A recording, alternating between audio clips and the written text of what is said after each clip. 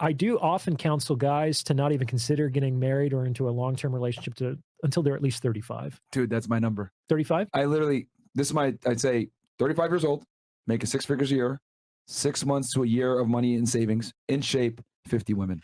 Okay, this is cool. So we talked about being a captain earlier, and you kind of resonated with that. Yeah. Well, I have this whole metaphor about the sexual marketplace being a dock, and the guys are like in front of their ships, and the women are going around the pier trying to figure out what boat they want to get on. Okay. Oh. Now, if you're a captain, you have 3 things you got to do. You got to build a ship. Yep. You got to learn to sail. Yep. And you got to plot a course. Bam. If you have those 3 things, you're a captain. If you don't have those 3 things, you're not a captain yet. Hold on, let me write this down. Steal this from you, man. I'll give you credit, though. Build a ship. Build a ship.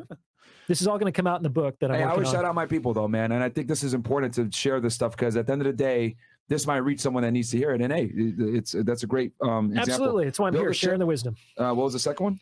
Learn to sail. Learn to sail and then plot a course, right? Plot a course. So the ship is, with respect to the sexual marketplace, it's your lifestyle. It's not just your career and money, but how you spend it. I often say that men want the Barbie doll and women want all the shit the Ken doll comes with. They want to, that's why there's like Cowboy Ken and there's Disco Ken and there's Stockbroker Ken and things like that. Yeah. So and then there's Black Ken. They have him now? Yeah, of course. I'm kidding. This guy, man. So here's the thing. A woman is going to fantasize what it would be like to be next to you in your lifestyle. That's your frame. That's your ship in this metaphor. Yeah. And it takes time and resources to extrapolate that lifestyle. Yeah. That's the main way to attract is by creating an emotionally compelling lifestyle. That doesn't necessarily have to mean bottle service and a super yacht. There's many different types of lifestyles. That's why women's romance novels are so varied. There's like the cowboy who is kind of stoic and reserved and mysterious. And then there's like the billionaire stockbroker, the high-powered guy. It's like those are 2 very different fantasies, but they can both work on the same woman. And she's like, well, I can be a cowgirl too, yeehaw, or I can be a boss bitch too. And they're trying to kind of figure out what it would be like to be on your ship with you. But it's your job to have built that ship to begin with. Then you got to learn to sail, which means you have to have some skills. You have to be a competent man to be able to do business with other men. I don't just mean actual financial transactions, but to have competent male friends that you can count on. A guy doesn't have any skills is useless to other guys. This is what society doesn't understand. I'm cooking a little bit now, so thanks for your patience. No, it's keep going. Extremely hard to be a 20-year-old man. Extremely hard. Absolutely. And nobody in society seems to recognize that because you are functionally invisible to women because all the things that women tend to sort for, status, wealth, lifestyle, you don't got it at 20 unless you're a trust funder. Facts. And you're also useless to men. Facts. Men want competent teammates. Yes. You don't have any competences at 20 years old. You don't know your ass from your elbow.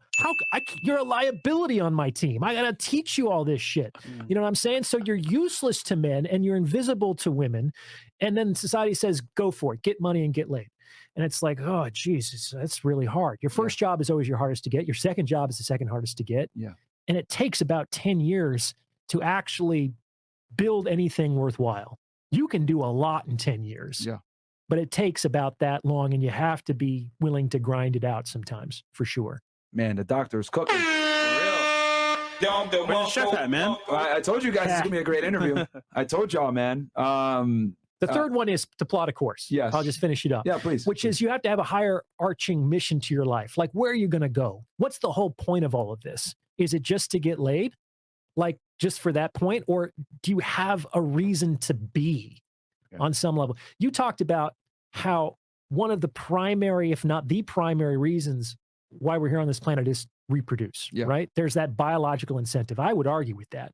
But if it's only that, we have this Sisyphean hell where it's like we come together and suffer to make more babies who come together to suffer to just make more babies indefinitely. Like, why? That's the question that actually causes a great deal of human suffering on this planet. Most people are suffering because they don't know why they're suffering.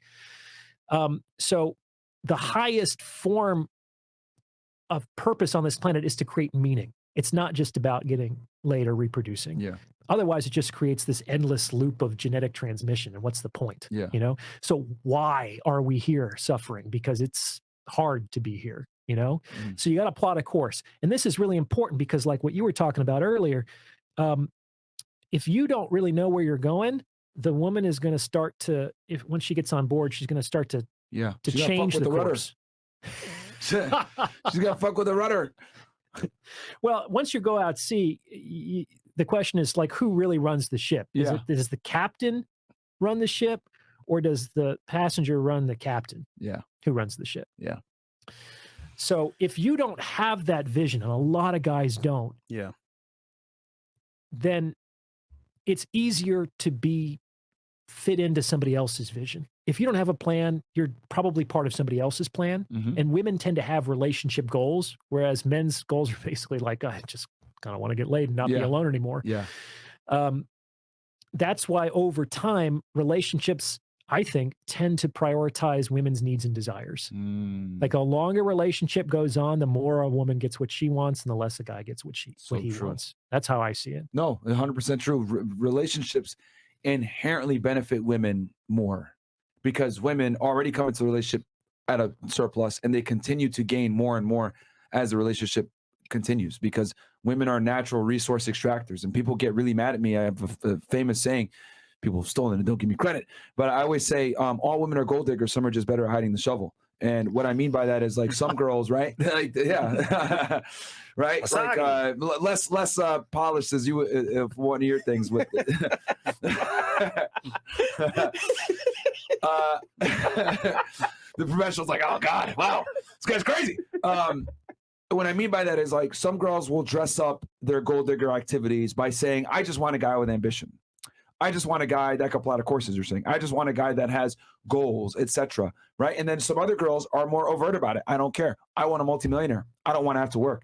I need a guy that could get me a mansion or a Lambo. So there's different degrees. At one extreme end, you got the overt gold digger that's like, I need a rich man that's going to take care of me and I don't want to work. Then you got other women that are like, well, I don't care about his money. He just needs to be ambitious. But all of them pretty much are identifying traits and characteristics that are integral for their ability to extract resources either immediately or in some type of future.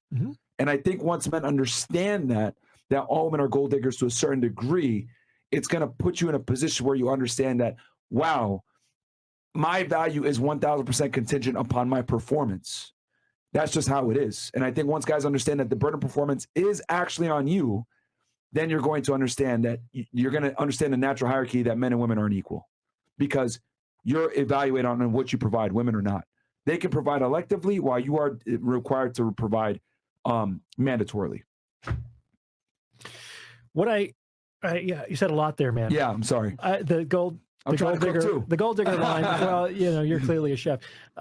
The gold digger line made me laugh. That was pretty funny. You got the white shirt on though. But the you're the chef tonight, my friend. That's okay.